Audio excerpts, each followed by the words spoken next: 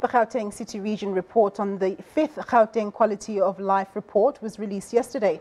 The survey canvasses a cross-section of people across the province to get their views on their experience in terms of quality of municipal services, their attitudes to government, their experience of education and health, and much more. It's a collaboration between the Gauteng government and academic institutions, including Wits University and the University of Johannesburg. The report found that the quality of life has continued to improve over time, but beneath the surface of that headline finding, there remain huge problems in terms of inequality, especially along racial lines. Well, to get some reaction on the findings, I'm joined in studio by the Gauteng Premier, David Makhura. Thanks very much for joining us, sir. Thank you. Good stuff.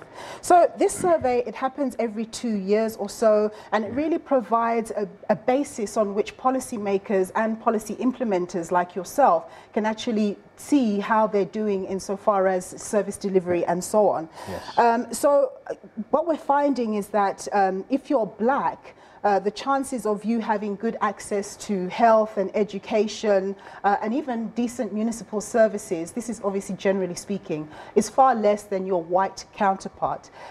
What is your reaction to this, and what sort of work is the Gauteng government doing to improve these discrepancies that have been going on for a long time and are a legacy, of course, of the apartheid era?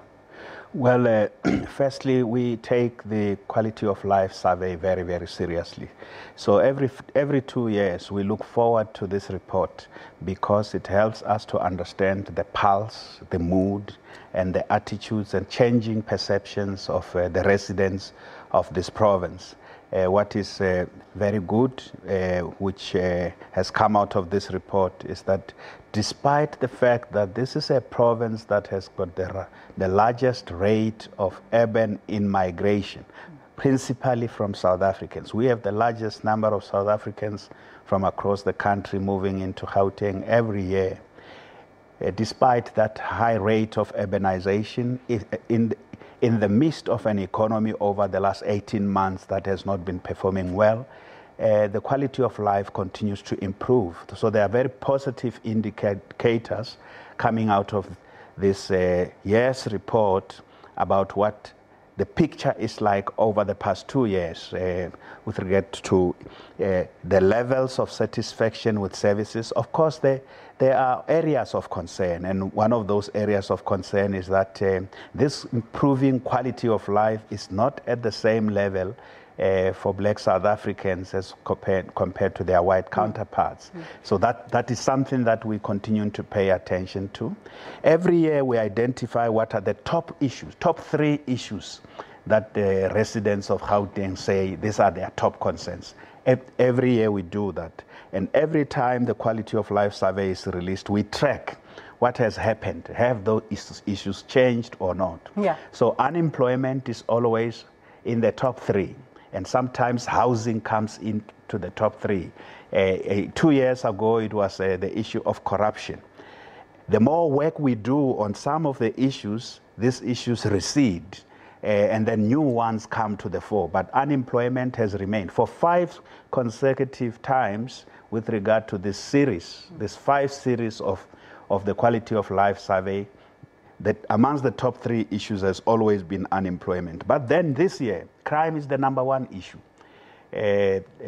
Housing is no longer in the top 3. We have crime, #1. #2 is unemployment, and #3 is the issue of drugs, which is something that we now have to pay great attention to. And then there are other issues that makes me very happy, that the level of satisfaction. Let me just interject there, Premier. I wanted us to focus on the peri-urban and the township economy. Yes. Now, you've been a big proponent under your tenure of boosting the township economy. Yes. What have you done to date in terms of investing in the township economy? And is there any reflection of satisfaction in that area in terms of the investments that have been done? I think we have spent a great deal of time over the past 4.5 years, a great deal of resources directed to stimulating the township economy. The provincial government has spent over 22 billion rands, just from 600 million in 2014. We have really stepped up. The impact of that is that if we didn't do so, the situation would be worse. So we have sustained businesses in the townships. We have also sustained jobs and incomes in the townships. And this you have to understand. In the midst of an economy that has been shedding jobs, there's been a very positive impact. That includes services. Our municipalities, a great deal of work is being done by municipalities and provincial government departments in providing the satisfactory level of services. Of course, it varies. For example, in this year's report, Ekurhuleni amongst the metros came tops. The local municipalities is Midvaal and Lesedi who are top. The good thing about this picture is that it's different parties that are governing these municipalities. A provincial government, where I am, I'm very happy that provincial government has been well rated, well above the other levels of government, but we still have to do much more to really restore public confidence. Sometimes it's how we do what we do. Even if we provide services, people may not be happy. They may be happy with the services, they may not be happy with government. So when you see improvement in levels of satisfaction with government, local government, provincial government, and national government, which overall, between the last survey in 2015-16 and this one, there's been a positive uptake with regard to satisfaction by Gauteng residents, because it only measures the attitudes and perceptions of Gauteng residents. But there are areas of concern, as I said, crime. With healthcare, there's also a concern that there is a decline there in terms of public confidence in healthcare. So we pay attention to each of these issues. There's also municipalities where I'm very concerned, like the city of Tshwane, where residents are saying that service delivery has moved back. Mfuleni municipality, which has got tremendous challenges. But we are intervening. We are going to be working with the mayors in those areas to assist, because we want the quality of life across the whole Gauteng province to be of an acceptable standard. We don't want people of one area to feel they're enjoying improvements in quality of life, and another area things are getting worse. Premier, you touched on drugs as being one of the key issues that people are raising. We saw you a few weeks ago engaging with particularly coloured communities who marched to your offices to say that they've had enough. And you had made certain promises to them about engaging going forward.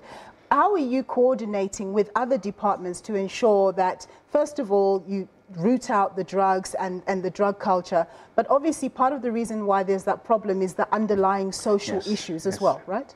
Yes, I think the best way to confront the issues of crime and drugs is to look at the conditions of living of people, whether firstly the education, access to education, access to employment, access to other socio-economic opportunities, because particularly with the youth, unless this work is done to get young people, channel them in constructive, positive work, they will be lost to crime and drugs. The engagements we are having, the Gauteng provincial government is meeting with the various communities that have been organized under the Gauteng shutdown from across our province. We have to have a comprehensive approach. We must deal with the issues that have to do with crime and drugs. We must also deal with the economic opportunities, housing issues in these areas, improving infrastructure, the overall look and feel of these townships. And the township economy impact needs to be felt there. And education, the quality of education and how many young people go to school also is something that we are addressing. Premier, I just want to interject there because of time constraints, but the issue of e-tolls, it's interesting that the survey found that more Gautengers are willing to pay for e-tolls if they're forced to. But now, of course, the Gauteng government is looking to scrap it, but you seem to be at odds with the national government. Where do you see us going with that? And if the Gauteng government succeeds in scrapping e-tolls, what's your alternative in terms of funding the e-toll system? Well, let me say first that there's no municipal government or provincial government that can scrap e-tolls, because e-tolls, the decision on e-tolls can only be made at a national level. The fate of e-tolls lies in the hands of national government. That's why we organized a march to the union buildings to hand a memorandum to the president. I can say to you that we have been interacting with the president, and we look forward to a solution beyond the present. And I take note of what the research says about and e-tolls are always a divisive issue. So there will be those who feel this way and others who feel that way. But from where I stand, we are looking for a Gauteng beyond the e-tolls. Premier, always good to talk to you. More to talk about, but not enough time. Thank you very much. That was the Premier of Gauteng, Mr. David Makhura. Well, that's all we have for you on Point. More news for you at the top of the hour